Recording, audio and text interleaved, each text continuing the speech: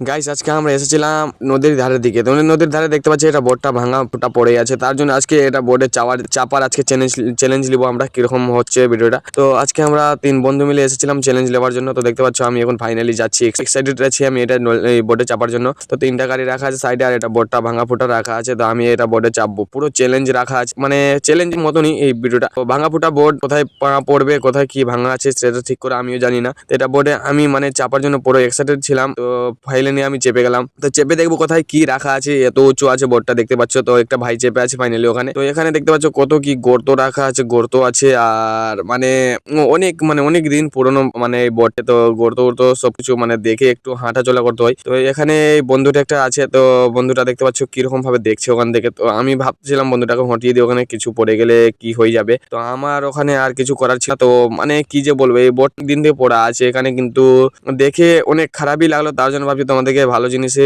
আজকে ভাবছি দেখাই। তো আজকে পুরো চ্যালেঞ্জটাই ছিল এটা দেখানোর। তো দেখতে পাচ্ছ কিরকম মানে বটছে। তো কিছু বুঝে যাচ্ছে না কোথায় কি ছিল, কোথায় কি আছে, এমন কি যে বলবো। তো গাইস এটা ভিডিও আমি বানিয়েছিলাম নর্মাল ভাবে। তো যদি ভালো লেগে থাকে তাহলে একটা সাবস্ক্রাইব করে পাশে থাকবে। তো আমি প্রতিদিন যে কোনো জিনিস গ্রামের জিনিস দিতেই থাকি, আপডেট দিতে থাকি নতুন নতুন। তো চলো তাহলে তোমরা সবাই ভালো থাকবে। তো গুড বাই, তোমাদেরকে পরবর্তী ভিডিও দেখা হচ্ছে। গাইস এটা নর্মাল ভাবে ভিডিও ছিল, তো কেমন হয়েছে কমেন্ট করে জানাবে। তো চলো তাহলে নেক্সট ভিডিওতে দেখা হচ্ছে তোমাদের সঙ্গে। তোমরা সবাই ভালো থাকবে। তো চলো গুড বাই।